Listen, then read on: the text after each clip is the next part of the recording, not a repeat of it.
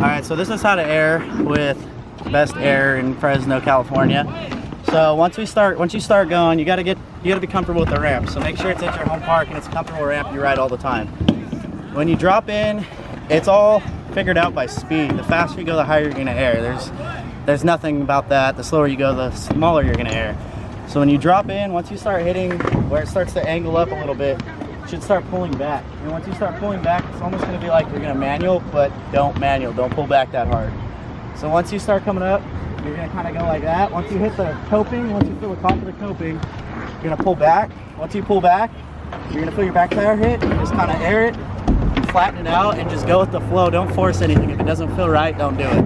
So in my preferences, the best place to air and learn how to air is gonna be in a half pipe, because you keep your momentum no matter what. You don't have to constantly just haul ass at a ramp. You drop in, you got your speed, you keep your speed. All right, so this is a rolling start. You're gonna just kind of pedal and pump. Hopefully you know how to pump by now. See how I'm pulling back a little bit? Like that. Then you pedal, pull back, back. You should be getting pretty high by now.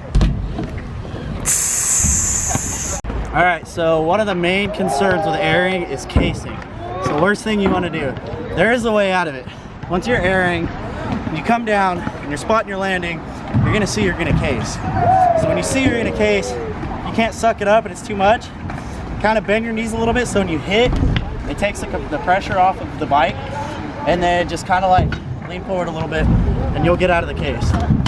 All right, another thing you don't want to do is you don't want to pull too early, because you're gonna get the wrong pop and you're gonna land right in the middle of the ramp. So another thing you don't want to do is land flat, because you will blow off and you will hurt yourself really bad. So once you just gotta wait till you hit the coping. Once your front tire hits the coping, that's when you know to pop off and air. If you air too early or pull too hard, you're gonna land flat. That's not what you wanna do. You kinda just wanna flow with the ramp and make sure it feels right. Everything should feel natural. You shouldn't have to force it. All right, so there's another thing, is the angle of the ramp and how steep it is. The steeper it is, the less you have to pull.